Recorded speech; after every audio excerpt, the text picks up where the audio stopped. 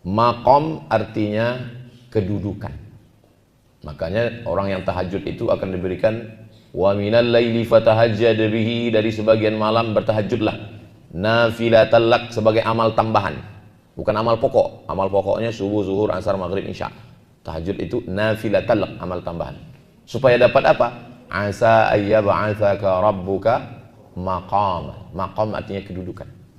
Sampai di Indonesia maqam jadi kuburan. Jadi kalau ada orang yang sibuk mencari kedudukan, kasihlah dia maqam, kuburan. Maqam artinya kedudukan. Diambil dari kata qama, artinya berdiri. Maqam, tempat berdiri. Maqamul abidin, abid artinya orang yang beribadah. Jadi masjid ini, saya udah seringlah ceramah, ada masjid Al-Ikhlas, ada masjid At-Taqwa. Baru inilah masjid Maqamul Abidin. Namanya spesial. Sampai pintu Masjidil Haram pun dipindahkan ke sini. Coba cek live Masjidil Haram, masih ada nggak pintunya di sana? Maqamul Abidin. Abidin itu diambil dari 3 huruf. Ain, ba, dal. Orangnya abid. Hamba arti abd. Ba, ain, ba, dal itu artinya hamba. Zaman sekarang sudah nggak ada lagi hamba. Bapak Ibu masih ingat TVRI jam 11 siang ada film perempuan yang dijadikan hamba. Nama tuannya Tuan Baron. Nama hambanya Little Missy. Masih ingat? Kalau ingat berarti udah tua. Waktu itu belum ada RCTI, belum ada SCTV, belum ada TPI. Baru ada di TVRI. Itu contoh hamba. Jadi hamba itu, kalau hamba itu kerja nanam anggur, anggurnya berbuah, dijual, uangnya bukan untuk hamba, tapi uangnya untuk tuannya. Hamba itu nggak punya apa-apa. Kalau si hamba itu punya anak, anaknya itu bukan punya dia, punya tuannya. Maka tuannya boleh menjual anaknya itu di pasar hamba. Yang menghapuskan perhambaan itu agama Islam. Itu makanya nggak ada lagi perhambaan sama sekarang. Bagaimana cara Islam menghapuskan perhambaan itu? Salah satunya dengan menjadi tebusan. Misalnya orang yang melanggar sumpah, nah itu cara menembus sumpah itu dengan membebaskan hamba. Saya pernah ketemu bapak-bapak di Makkah. Istrinya meninggal, dia bersumpah, saya bersumpah nggak akan nikah lagi. Terus saya tanya, ini istri saya Pak Ustaz. Loh kok bisa? Ya setelah sebulan saya tebus gitu. Makanya jangan percaya kalau laki-laki bersumpah. Saya ngomong begini ini karena nggak ada perempuan. Ada perempuan? Berarti udah kebuka rahasia kita. Yang ketawa anak-anak kecil pula. Macam paham aja. La yu'akhidhukum Allahu bil-laghwi fi aymanikum walakin yu'akhidhukum bima kasabat qulubukum. Cara menebus sumpah, fakaffarutuhu it'amu 'asharati masakin au kiswatuhum au tahriru raqabah, membebaskan budak hamba sahaya. Itu cara. Zakat itu pembagiannya nggak boleh ditambah, nggak boleh dikurang. Dikurang bisa kalau nggak ada, tapi ditambah nggak bisa. Innamas shadaqatu lil fuqara wal masakin wal 'amilina 'alaiha wal mu'allafati qulubuhum wa fir riqab. Fir riqab maksudnya hamba sahaya mau menebus dirinya dikasih zakat. Datang hamba sahaya ke masjid Maqamul Abidin. Saya ini hamba Pak Ustadz. Terus saya mau menebus diri saya mau bayar ke tuan saya. Tuan saya bilang kau lepas dari budak kalau kau bayar 100 juta. Maka masjid Maqamul Abidin memberi dia zakat untuk menebus dirinya. Setelah Islam datang, hilanglah perbudakan ini. Cuman Islam menghapuskannya pelan-pelan. Karena kalau langsung perbudakan itu dihapuskan, maka bangsawan-bangsawan orang-orang kaya itu nggak mau masuk Islam. Akhirnya Islam ini, saya cuma mau menjelaskan abidin artinya asli katanya budak. Budak itu apa? Budak itu nggak punya apa-apa. Sampai nyawanya pun dia nggak punya, budak itu. Suatu ketika ada seorang laki-laki dari Maroko. Maroko itu, saya pernah ditanya orang, Ustadz dari Maroko, dulu kuliah di Maroko? Iya, saya bilang. Dekat dari Maroke, kata dia. Ini Saudi Arabia. Kalau mau baca peta, Saudi Arabia, naik ke atas Yordania, habis itu Palestina, belok ke kiri Mesir, habis Mesir Libya, Tunisia, Aljazair, Maroko. Maroko itu paling ujung Afrika Utara. Habis itu nyebrang Selat Gibraltar, baru masuk ke atas Real Madrid, Barcelona, Spanyol. Nah, jadi di Maroko itu apa tadi mau saya ceritakan ya? Saking kan berbelok-beloknya. Maqamul Abidin, ada seorang dari Maroko ini yang berkeliling dunia sebelum Columbus. Kan katanya yang menemukan benua Amerika itu Christopher Columbus. Columbus mau keliling dunia, tiba-tiba salah baca kompas, akhirnya nyasar, itulah sampai ke Amerika. Jadi yang pertama mengelilingi dunia ini sebelum beliau sudah ada, namanya Ibnu Battuta. Ibnu Battuta sebelum keliling dunia, dia pasti umroh dulu. Umroh dulu. Mudah-mudahan yang 10 orang tadi malam habis umroh keliling dunia juga. Nggak ada yang mengaminkan karena nggak ada yang 10 itu di sini.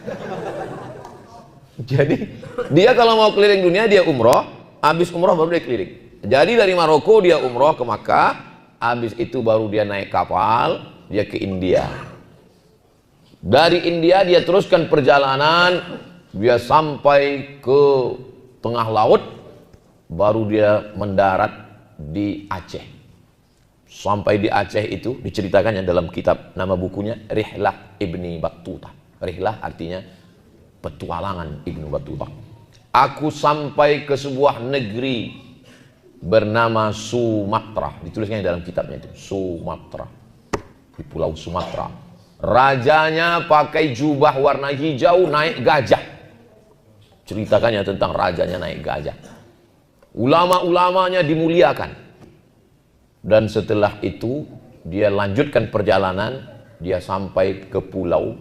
Yang di pulau itu rajanya nggak pakai baju. Lalu rajanya itu memanggil hamba. Nah, ini saya mau menjelaskan tentang masalah hamba ini. Langsung datang air putih. Rajanya itu memanggil hamba. Wahai hambaku, sini. Hambanya datang. Dikasih pisau. Pegang pisau ini. Pegang. Terus rajanya ngomong, bunuh dirimu. Lalu hambanya itu mengambil pisau dan menusukkan ke jantungnya. Mati di depan Ibnu Battuta. Dan Ibnu Battuta ditanya sama si raja, nggak pakai baju. Ini rajanya dari mana Pak Ustaz? Nggak usah disebut, menjaga kode etik jurnalis. Rajanya ini bertanya ke Ibnu Battuta melalui penterjemahnya. Apakah di kampung kamu ada seperti ini? Kata Ibnu Battuta, nggak ada. Rajanya ini mau menunjukkan ke Ibnu Battuta betapa perkasanya aku, nyawa dia pun berada di tangan. Begitu hamba zaman dulu. Nyawanya, anaknya, hartanya nggak milik dia, tapi milik tuannya. Setelah Islam datang, Islam merubah. Tidak ada tuan, yang ada adalah Tuhan. Kita ini nggak punya tuan. Bapak ada yang punya tuan? Nggak ada. Kita semua tuan. Kita ini semua tuan. Kalau zaman dulu ceramah itu encik-encik, puan-puan, tuan-tuan. Di Malaysia masih dipakai. Encik-encik, puan-puan, tuan-tuan, jemputan majelis, yang besar tidak disebut gelar, yang kecil tak disebut nama. Masih dipakai tuan. Nah, di tempat kita kalau dipanggil tuan, apa kabar tuan? Saya bukan tuan, saya manusia biasa Pak Ustaz. Setelah Islam datang, manusia tidak lagi menjadi budak, tapi dia menjadi manusia yang menyembah kepada Allah. Makanya manusia yang paling rendah adalah budak. Budak itu bahasa Arabnya abdu, budak. Dan dia menjadi mulia kalau dia menjadi hamba Allah. Makanya nama yang paling mulia itu disandingkan dengan nama Allah. Abdullah, Abdurrahman, Abdurrahim, Abdus Somad. What is in a name? Apalah arti sebuah nama? Nama itu adalah doa. Makanya beri nama yang baik-baik. Nama itu menjadi doa. Kasih nama yang bagus. Misalnya nama Komarudin. Komar itu kan bulan. Bulan itu menerangi yang gelap. Kalau gelap, datang bulan, terang. Maka disebut din itu agama. Komarudin artinya bulan yang menerangi kegelapan. Mudah-mudahan gelap kita diterangi oleh Pak Komarudin. Ustadz Somad, Masjid kita, kalau Pak Haji Komarudin datang, ramai anak-anak. Itu salah satu terang. Kenapa? Dikasihnya duit. Supaya anak-anak, bak kata pepatah orang Melayu, Allah bisa karena biasa, terbiasa. Saya pun dulu waktu kecil gitu, asal dikasih orang, tapi sampai mati kita ingat. Saya masih ingat saya waktu kecil siapa orang-orang baik yang ngasih saya duit. Dan orang pelit pun diingat juga. Di hidup ini kita ingat tuh dua, orang baik sama orang pelit. Makanya kalau mau diingat orang, pilihlah antara dua ini. Jangan setengah-setengah, nggak diingat orang. Bapak Ibu yang dimuliakan Allah Subhanahu wa Ta'ala, sudah naik ibu-ibu, nggak banyak rahasia yang nggak bisa kita cerita. Maqamul abidin artinya orang yang bisa sholat berjamaah ke masjid ini, kalau dia sudah menghilangkan kepemilikan dirinya, sehingga dia semuanya menyerahkannya kepada Allah. Ini bukan anakku, ini milikmu ya Allah. Ini bukan hartaku, ini milikmu ya Allah. Bahkan nyawaku ini pun bukan punyaku, tapi punya Engkau ya Allah. Makanya dianjurkan membaca ayat ini setiap pagi dan petang. Lillahi ma fis samawati wa ma fil ard. Semua yang di langit, semua yang di bumi milik Allah, bukan milik kita. Makanya kalau ditanya orang, oh bagus sekali rumahnya ya, titipan Allah. Bagus sekali mobilnya ya, milik Allah. Ini istrinya, pemberian Allah. Ini suaminya, innalillah. Maksudnya dari Allah, bukan mati maksudnya. Bapak Ibu yang dimuliakan Allah Subhanahu wa Ta'ala. Jadi orang yang bisa sholat ke masjid ini, pertama dia mesti lepaskan kepemilikan. Kalau nggak dilepaskannya kepemilikan, nggak bisa ke masjid ini. Orang yang bertani nggak peduli sama azan, dia tetap nanam padi. Padahal kalau dia mati, padinya itu tetap diurus orang. Justru dialah yang tidak bisa mengurus dirinya kepada Allah Ta'ala. Orang yang punya toko, orang dagang, kalau nggak melepaskan itu nggak akan bisa ke masjid. Padahal kalau dia mati, tokonya itu tutup atau buka? Tetap buka. Kepedean ngurus toko, ninggalkan sholat. Pegawai kantor kalau mati, sibuk dengan kantornya. Terus kalau dia mati, tutup kantornya itu? Enggak. Akan diangkat P3K yang baru. Pejabat sibuk dengan jabatannya. Dari mulai camat, mohon maaf ada Pak Camat, sampai bupati, sampai wali kota, sampai gubernur, sibuk meninggalkan sholat berjamaah ke masjid. Padahal kalau dia mati, wakilnya sudah siap dilantik. Bahkan sebelum mati pun wakil sudah ngotot mau naik ke atas. Betul apa tidak? Oh, betul kata wakil-wakil. Maka yang perlu kita urus itu, cara mengurusnya yang pertama adalah maqamul abidin. Lepaskan kepemilikan ini. Ini bukan milik, ini milik Allah. Saya merasa bahwa suara saya ini punya saya. Maka saya pergi dengan Ustadz Tatang kemarin dari Pekanbaru pergi ke Batam. Bukan pantun, perjalanan saya. Kami dari Pekanbaru ke Batam, dari Batam nyebrang ke Tanjung Pinang, dari Tanjung Pinang nyebrang lagi ke Pulau Penyengat. Sampai di situ panas, minum es 2 gelas, 1 es jeruk, 1 es teh manis. Lagi panas-panas itu, langsung radang tenggorokan, hilang suara saya. Sehari sebelum kemarin, Allah mau nunjukkan suara kau itu bukan punya kau, Abdul Somad. Saya sudah diingatkan, Ustaz kok minum es? Nggak ada jadwal ceramah, saya bilang. Berdoalah saya kepada Allah. Rupanya yang berdoa sebanyak lapangan Samboja tadi malam. Itulah yang mendoakan. Kadang kita ini sehat bukan karena doa kita, tapi karena ada orang-orang baik yang mendoakan kita. Maka dalam hidup ini 3. Pertama, mendoakan orang lain. Yang kedua, didoakan orang lain. Yang ketiga, minta didoakan. Yang pertama, mendoakan orang lain. Yang kedua, didoakan orang lain. Yang ketiga, minta. Boleh saya minta doa Bapak Ibu? Saya minta doanya cuma satu. Matikan Ustadz Somad husnul khotimah. Amin. Wah, semangat semua jamaah. Kalau mau sholat berjamaahnya istiqomah, 1. Lepaskan kepemilikan. Ini bukan rukuku, ini bukan hartaku, ini bukan kerjaku. Aku milik Allah, maka aku mesti beribadah kepada Allah. Itulah yang membuat kita kemana. Kalau nggak begitu, ya sibuk dengan urusan dunia ini. Sampai kapan? Sampai kapan kita mau ada polisi ditempatkan di Riau, di Polda Riau. Selama dia menjabat di Polda, masjid-masjid tempat dia sholat subuh itu nggak pernah masjid yang sama. Selama tugas di Riau, masjid ini subuh ini, masjid ini subuh ini. Dan setiap dia sholat di masjid itu, polisi-polisi penuh. Kenapa? Karena dia pejabat di Polda. Itulah pentingnya orang yang punya pangkat dan jabatan itu ke masjid. Coba kalau bupati ke masjid, pasti semua penuh. Kepala dinas, kepala badan, kepala kantor. Yang berkepala, yang tidak berkepala, penuh semua. Karena kalau habis salam dia pasti nengok kan, mana kepala dinas, mana kepala badan. Memang dia nggak ngomong, tapi dari tatapan matanya sudah terbaca itu. Nggak datang, nonjok. Jadi penting untuk melepaskan ini semua. Ini yang pertama. Yang kedua, kami nggak kaya, kami nggak bangun masjid Pak Ustadz. Lalu apakah kami nanti akan dapat naungan? Orang bangun masjid di padang mahsyar teduh. Orang yang bangun masjid di dalam surga dapat satu tempat. Man bana masjidan, siapa yang bangun masjid, banallah mithlahu baitan fil jannah, dibangunkan Allah satu tempat dalam surga. Itu yang kaya-kaya. Lalu kami yang nggak bisa bangun masjid gimana Pak Ustadz? Allah maha adil, dikasih jalan lain. Dengan cara apa? Sab'atun yuzilluhumullahu fi dhillihi yawma la dhilla illa dhilluh. Ada 7 golongan yang dapat naungan, nggak kepanasan di padang mahsyar. Siapa itu golongannya? Rajulun qalbuhu mu'allaqun fil masajid. Orang yang hatinya tergantung di masjid. Mudah-mudahan kita termasuk orang yang hatinya tergantung di masjid. Badannya boleh di pasar, badannya boleh di kantor, tapi hatinya di masjid.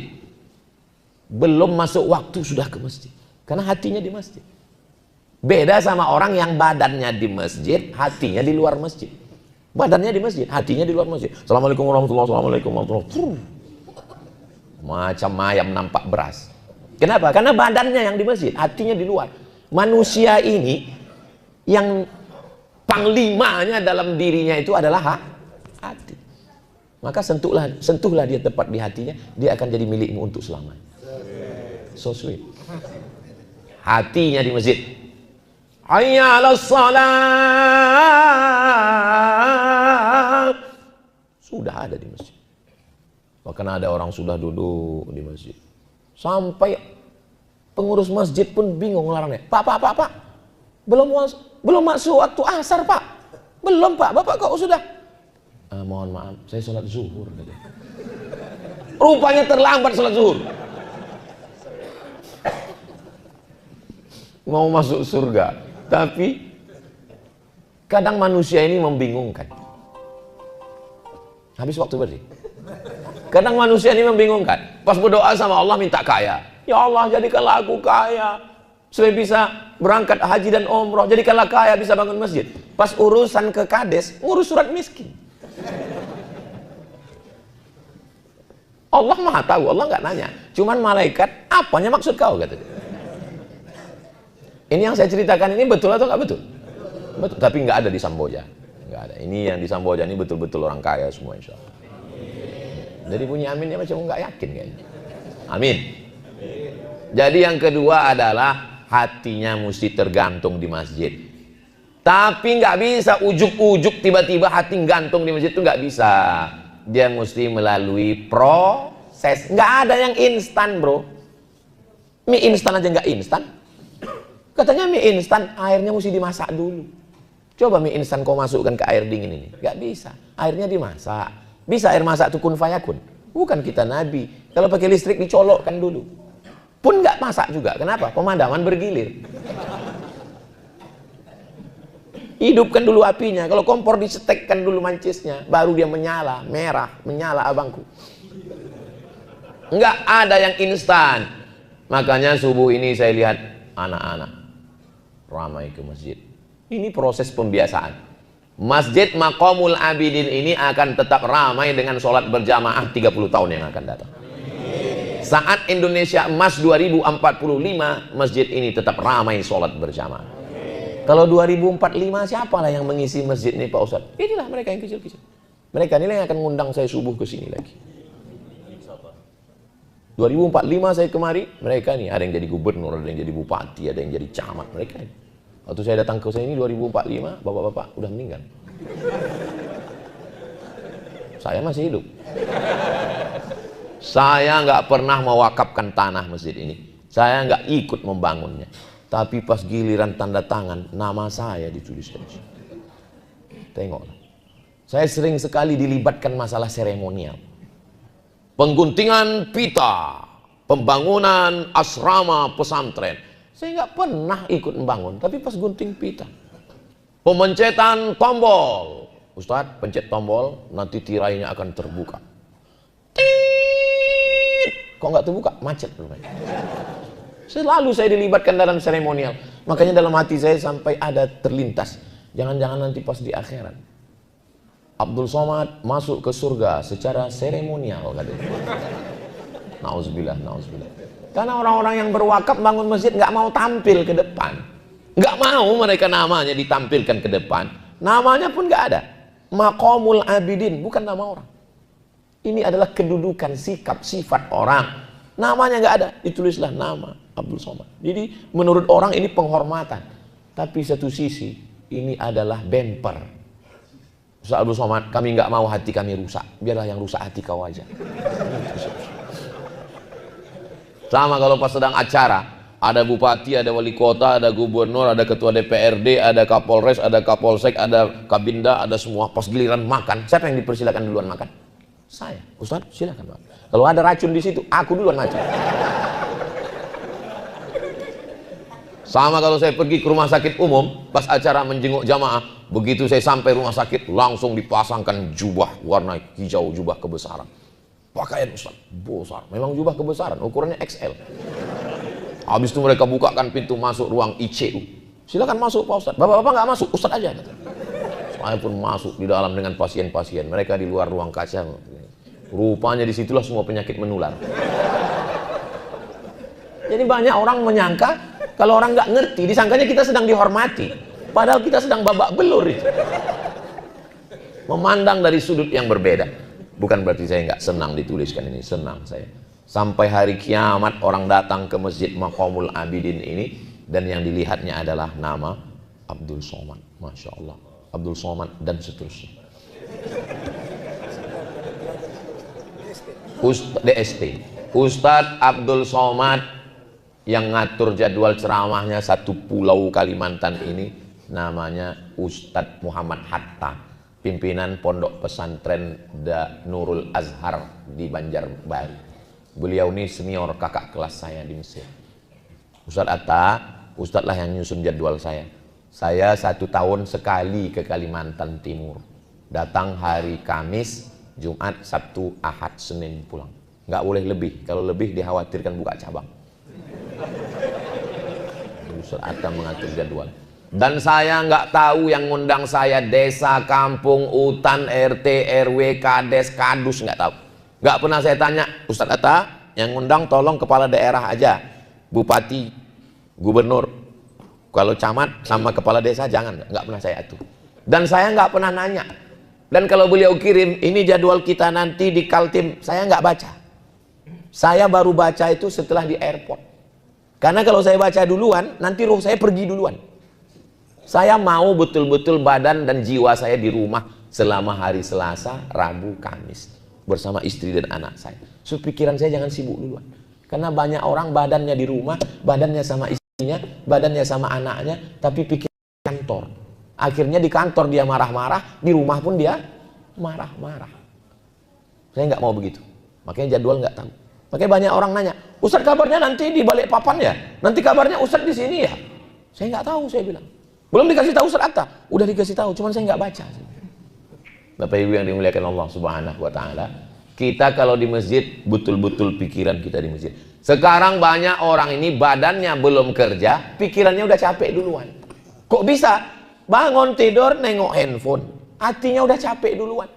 Di handphone itu kan nengok mobil orang, nengok rumah orang, nengok bini orang. Orang posting semua. Orang punya mobil. Hai guys, ini mobil baru. Orang semua posting. Yang diposting itu apanya? Anaknya, istrinya, suaminya, mobilnya, rumahnya. Sehingga orang yang nengok sudah capek duluan. Makanya banyak orang yang megang handphone nggak bangun-bangun. Scroll. Malas bangun, malas ke masjid. Ustadz kayak nggak punya handphone aja. Saya punya handphone. Ustadz nggak scroll, saya scroll. Tapi saya mengatur handphone. Jangan menjadi abdul handphone. Menjadi hamba handphone. Jadi yang kedua adalah Allah Ta'ala kasih kita kesempatan untuk menggantungkan hati ke masjid. Berawal dari keterpaksaan.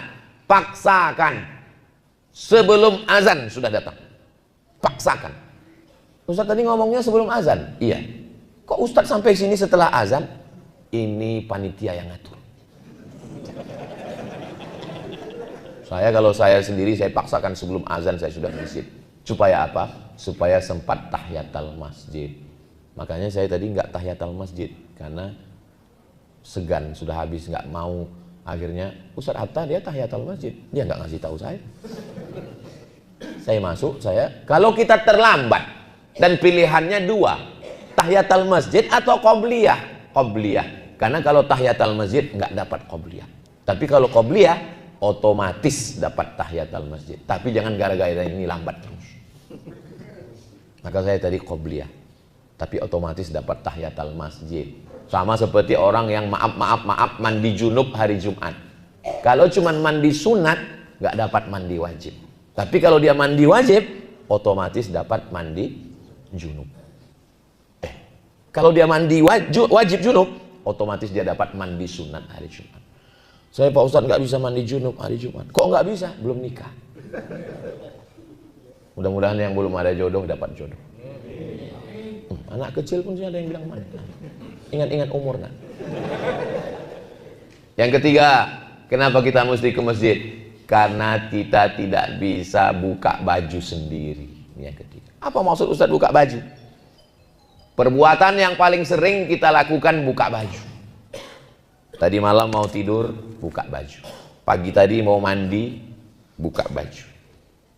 Ini nanti mau tausiah, buka baju. Sampai masanya kita nggak bisa buka baju. Baju kita dibukakan orang lain. Dan bukanya itu sebagiannya pakai gunting, Pak. Bukanya pakai gunting. Kenapa pakai gunting? Karena tangan sudah kaku, nggak bisa dibengkokkan lagi. Ini darah ini kalau sudah membeku, nggak bisa bengkok lagi. Akhirnya kalau dipaksa, nggak bisa, takut menyakiti jenazah, diguntinglah baju. Apa maksudnya? Mati. Kalau sudah kita nggak bisa lagi membuka kancing baju, nggak bisa menutup kelopak mata, disitulah baru kita sadar pentingnya orang masjid. Tertulis di bajunya di belakang, ormas. Oh ini orang ormas, orang masjid. Silakan ikut ormas, tapi ingat, ormas nggak bisa nolong. Tapi kalau orang masjid, insya Allah akan datang sholat jenazah. Jangan sampai ke masjid cuma 3 kali. Pertama, akad nikah. Kedua, Idul Adha, karena mau ngambil kupon. Ketiga, jenazah. Itu pun nggak dipanggil lagi sama Pak Imam, nggak manggil orangnya lagi. Tapi dipanggil sama pengurus, tolong masukkan jenazahnya. Orang semua ngumpul di dalam, dia di luar. Setelah selesai sholat, baru dimasukkan. Tapi imam gentleman, nggak dendam, nggak sakit hati. Dulu yang nggak mau ke masjid, bukannya disuruh keluar masjid, malah diletakkan di depan imam. Ada orang yang lebih hebat daripada imam? Ada, letaknya di depan imam. Jenazah. Allahu Akbar. Allahu Akbar. Allahu Akbar. Allahu Akbar. Kok nggak pakai ruku Pak Ustadz? Karena kita tidak perlu membungkuk untuk orang yang pergi meninggalkan kita. Boleh untuk update status pagi. Tapi kalau anaknya nggak pernah diajarkan sholat jenazah, Allahu Akbar, Allahu Akbar, ruku. Selesai sholat ditanya sama tetangga, oh kok ruku? Itu kan sholat jenazah. Banyak kali dosanya. Saudara yang dimuliakan Allah SWT. Imam nggak pernah dendam walaupun nggak pernah ke masjid. Selesai sholat dia tetap nanya sama jamaah, apakah jenazah ini baik? Padahal nggak baik. Berarti kita sudah memberikan kesaksian palsu. Hal adullukum ala akbaril kabair? Maukah kamu aku tunjukkan dosa terbesar di antara dosa besar? Ada 3 kata Rasulullah. Yang pertama, asyirku, syirik. Yang kedua, uququl walidain, durhaka pada orang tua. Yang ketiga, syahadatuz zur, kesaksian palsu. Makanya saya nggak pernah menjebak jamaah dalam kesaksian palsu. Saya pernah sholat jenazah, tapi nggak pernah saya tanya jamaah, apakah ini baik? Karena saya nggak mau jamaah terjebak, dan saya pun nggak mau dijebak. Dan setiap saya ditanya, apakah orang ini baik? Kalau baik, saya bilang baik. Tapi kalau nggak baik, saya diam aja. Soalnya kalau saya bilang nggak baik, nanti keluarganya dendam. Saudaraku yang dimuliakan Allah SWT. Terus apa nggak ada hadisnya tentang mempersaksikan jenazah itu? Ada hadisnya sahih. Waktu Nabi sedang lewat bawa jenazah, tiba-tiba orang berdiri dan mengatakan, dia orang baik, dia orang baik, dia orang baik. Apa kata Nabi? Antum syuhadaullahi alal ard. Kalian adalah saksi-saksi Allah di atas muka bumi. Itulah dalil kita boleh menyatakan orang baik. Uzkuru mahasina mautakum. Orang kalau sudah meninggal sebut yang baik-baiknya. Kenapa? Itu untuk syiar dakwah. 3, jangan tinggalkan masjid ini, karena amal-amal yang ada di masjid ini yang akan mengalir nanti sampai hari kiamat insyaallah. Pak Kiai Muhammad Maskun sudah meninggalkan Temboro dari tahun 1979. Waktu beliau ngomong, saya sudah tamat Temboro dan berdakwah 1979 Ustadz. Saya nggak ngomong, dalam hati saya baru 2 tahun. Saya lahir 77. Saya baru belajar jalan, beliau udah tablik akbar. Sekarang beliau duduk dengan kerendahan hatinya. Mudah-mudahan Allah mengampunkan dosa-dosa saya. Beliau tak bosan berdakwah, mengurus jamaah. Tidak hanya sekedar masjid, buat sekolah. Supaya anak-anaknya bisa sekolah dengan baik. TK, SD, SMP, Aliyah, Sanawiyah. Apa nama sekolahnya Pak Kiai? Al-Jihad. Jihad melawan Bani Israel. Tapi kita di sini mana ada Israel di sini? Maka berjihad melawan kebodohan. Nggak ada alasan orang, cuman di masjid aja. Sekolah, daftarkan anak-anak Anda ke sekolah Al-Jihad sebelum tanggal penutupan berikut ini. Ingat, kuota terbatas. Mengurus jamaah ini nggak bisa hanya di masjid, tapi juga di formal. Dari mulai sekolahnya. Di sekolah itulah dia belajar sholat, dipraktekkan di masjid. Jangan sampai orang masjid tapi nggak punya basic pendidikan agama yang baik. Tapi yang dulu nggak sempat ngaji di pondok, ngajinya di masjid. Yang keempat, masjid ada pelajaran agama. Seminim-minimnya di masjid mesti ada 3. Yang pertama akidah, wujud qidam baqah mukhalafatu lil hawadisi qiyamuhu binafsihi wahdaniyah qudrat iradat. Akidah. Di masjid ini mesti ada kajian akidah. Ngaji sifat 20, wujud qidam baqa mukhalafatul hawadisi qiyamuhu binafsi. Kalau enggak nanti anak-anak kita ditarik kepada akidah Syiah, akidah Khawarij, akidah Murji'ah, akidah ateis, akidah agnostik, akidah liberal, akidah sekuler, akidah Wahabi, akidah macam-macam. Kita mau akidahnya Imam Abil Hasan Al-Asy'ari, akidah ahli sunnah wal jamaah. Yang kedua, fikih. Bagaimana bersuci, bagaimana cebok, bagaimana supaya nggak netes air keran. Maksudnya Pak Utas, kencingnya nggak habis. Bagaimana supaya wudhunya betul benar. Saya ngelihat orang berwudhu, dia buka keran air, nggak dibuka kancingnya sampai ke sini. Loh, gimana? Kancingnya dibuka. Cincin kalau pakai cincin diputar. Dulu Ustadz kalau ceramah kami lihat pakai cincin, kok enggak diminta orang terus. Akhirnya habis. Ada orang yang berani minta Pak Ustadz. Memang dia nggak minta, muji. Cantik ya cincinnya, saya kasih langsung. Bapak Ibu yang dimuliakan Allah Subhanahu wa taala. Jadi yang keempat, masjid sebagai tempat belajar. Sekolahnya jauh dari sini Pak Kiai. 1 kilo. Artinya anak-anak masih tetap bisa dibiasakan anak-anak sholat masjid. Ngaji malam, maghrib ke isya, matikan TV, matikan handphone, ngaji. Di tempat saya, anak-anak dari luar boleh masuk ke masjid pondok. 200 anak ngaji dari maghrib ke isya, disediakan 15 ustadz yang ngajar gratis. Bapak-bapak ibunya tinggal datang ngantar saja. Datang bapaknya ngantar, habis itu jemput. Maksudnya ngantar ya sholat lah. Antar anak sholat. Habis itu nanti isya jemput juga ikut sholat. Ini antar jemput pakai celana pendek. Itu kalau ada orang tua yang ngantar anak ke masjid pakai celana pendek, habis itu dia pulang, itu sama dia dengan ngantar anaknya ke surga. Habis itu udah masuk, aku ke neraka lagi ya. Ikutlah. Ya malulah Pak Ustadz kalau ikut ngaji sama anaknya, hilang harga diri saya. Minta sama Ustadz. Ustadz pengajian sampai jam berapa ini? Sampai 6.30. Saya di mana-mana ngaji itu 1 jam. Tadi jam 5.30 mati mic-nya. Hebatnya Masjid Maqamul Abidin ini, kalau waktunya habis mic-nya bisa mati sendiri. Bagus. Bagus ini, bagus.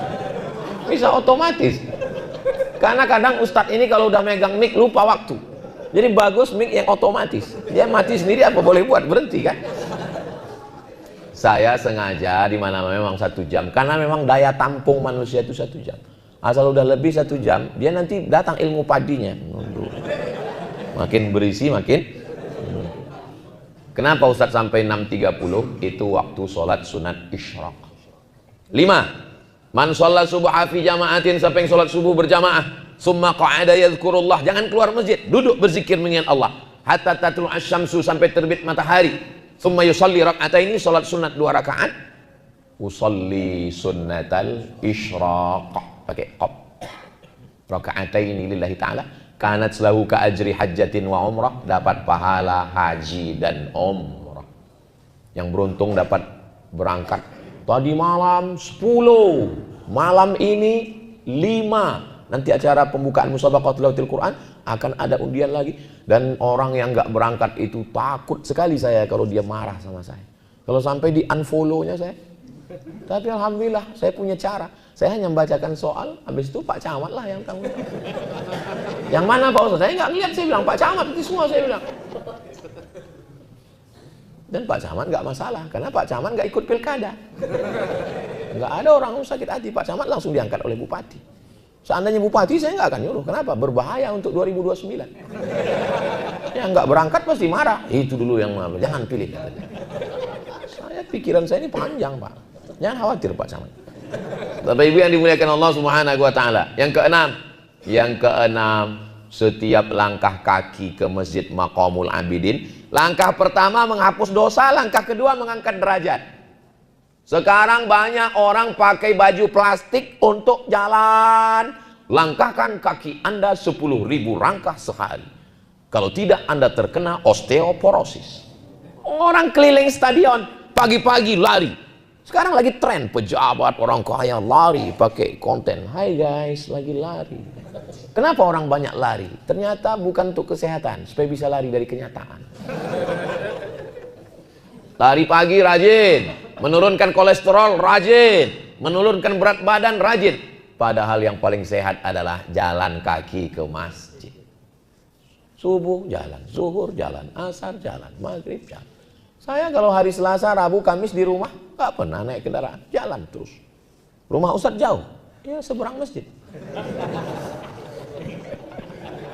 Sesuaikanlah, jangan kalau jauh nggak bisa jalan. Ada satu kelompok namanya Bani Salim. Lalu kemudian mereka ini rumahnya jauh. Mereka ngomong ke Nabi, ya Rasulullah, kami jual tanah kami ya. Kenapa kalian jual? Kami mau beli tanah dekat Masjid Nabawi supaya dekat sholat. Kata Nabi, jangan. Kalian tetap di sana, jalan ke masjid. Kenapa ya Rasulullah? Karena setiap langkah kalian akan menjadi saksi. Wa naktubu ma qaddamu wa asarahum.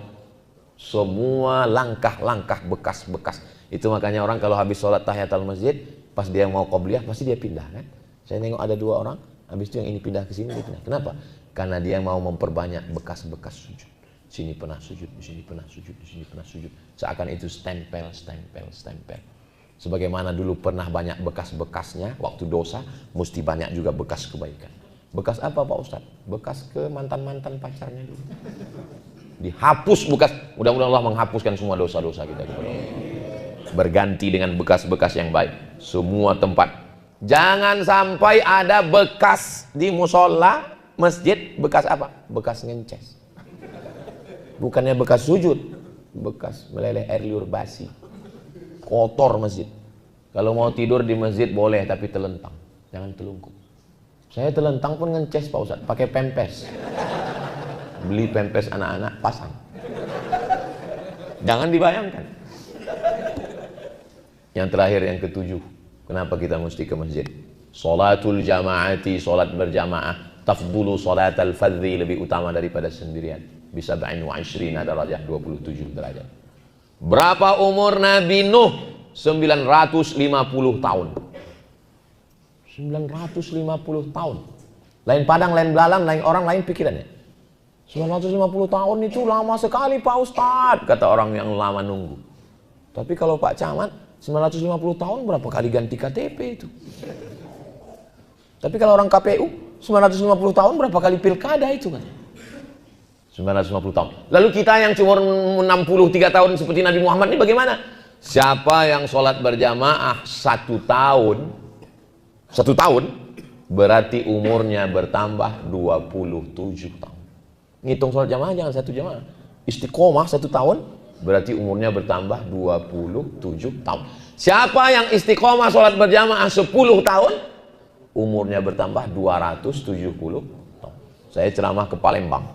Ini jembatan, di samping jembatan Sungai Musi ada masjid. Masjid Ba'alawi. Ustaz Somad, iya. Ini Bapak Imam ini, dia sholat berjamaah tidak pernah tinggal 40 tahun. 270, 270, 270, 270. Melewati umur umat Nabi Nuh alaihissalam. Mudah-mudahan kita istiqomah sholat berjamaah. Kalau ada orang umurnya panjang, badannya sehat, rezekinya ada, tapi nggak mau sholat berjamaah. Kenapa dia tidak sholat berjamaah? Sakit, maklum. Kenapa dia tidak sholat berjamaah? Sangat sibuk. Sibuknya apa? Operasi. Dokter operasi nggak bisa sholat berjamaah. Lagi sedang operasi. Allahu Akbar, Allahu Akbar. Mohon maaf, saya sholat jamaah dulu. Mati dia. Nggak bisa, makanya berilmu. Mohon maaf ya, perawat bidan sekalian, saya sholat berjamaah. Ini Pak Dokter gimana? Sholatul jamaati tafdulu sholatal fadhi bisab'in. Mati pasien. Nggak boleh, ini yang nggak boleh ditinggalkan. Kalau ada orang yang tidak sibuk dokter operasi, badannya sehat, umurnya panjang, tapi nggak tertarik sholat berjamaah, jangan sakit hati ya. Berarti makanannya syubhat. Orang yang tidak merasakan nikmatnya ibadah, berarti ada organnya yang sakit. Bapak, Ibu, kalau panas dalam, makanan enak atau enggak enak? Enggak enak. Padahal makanan itu sebetulnya enak. Kenapa enggak enak? Berarti ada yang sakit. Begitu juga orang-orang soleh, wali-wali Allah, nabi-nabi merasakan nikmatnya sholat berjamaah. Nabi sakit, pingsan, enggak sadar, disiram air. Waktu disiram air, apa kata Nabi waktu bangun? As-salah. Akhirnya dia dibopong, dipapah sebelah kiri, sebelah kanan, dibawa sholat berjamaah. Duduk, Nabi nggak bisa berdiri. Imamnya Abu Bakar Siddiq. Nabi ingin sholat berjamaah. Orang sekarang kalau sakit, disiram air, pas ditanya mau apa? Ketupat kandangan. Mau apa? Soto Banjar. Ya nggak apa-apa, makan biar supaya sehat. Orang itu mesti makan. Karena dalam Islam makan itu gunanya liyuqima sulbahu, untuk menegakkan tulang belakang biar bisa beribadah. Tapi kalau dia tidak merasakan nikmatnya ibadah, berarti makanannya syubhat. Syubhat itu apa? Samar-samar. Samar-samar. Misalnya saya habis sholat, Assalamualaikum warahmatullahi wabarakatuh, Assalamualaikum warahmatullahi. Saya lihat ada pena. Orang semua jamaah sudah pulang, ada pena. Pena itu syubhat, nggak jelas pemiliknya siapa. Lalu kemudian ada pena orang di kantong, saya ambil, itu jelas mengambil punya orang. Tapi yang samar-samar nih kita tinggalkan. Meninggalkan yang haram itu namanya takwa. Meninggalkan yang syubhat itu namanya wara'. Meninggalkan yang mubah karena nggak mau dunia itu namanya zuhud. Ada orang punya pena. Lalu saya ambil penanya. Haram. Meninggalkan yang haram itu namanya takwa. Saya ketemu pena, nggak tahu punya siapa. Kalau saya ambil pun tapi masih samar-samar. Meninggalkan yang syubhat namanya wara'. Tiba-tiba kami ke Balikpapan, ada jual pena, harganya 10 juta. Dan saya punya uang 10 juta. Saya mau beli pena ini supaya waktu saya pasang, mereknya nggak saya cabut. Supaya nampak orang, supaya orang nengok, supaya semua orang menganga. Wow, amazing. Hebat ya, penanya 10 juta. Saya tinggalkan yang halal, padahal halal.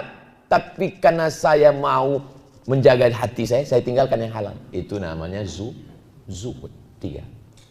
Mudah-mudahan kita zuhud. Bapak Ibu yang dimuliakan Allah SWT, itulah 7.